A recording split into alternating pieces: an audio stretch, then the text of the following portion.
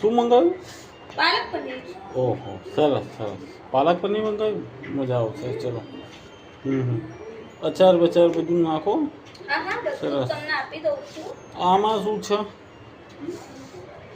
એ તો પેલી કચોરી બપોરે આપણે મંગાવી હતી ને, તો બાબુ ક્યાં ખાધી હતી. ઓકે.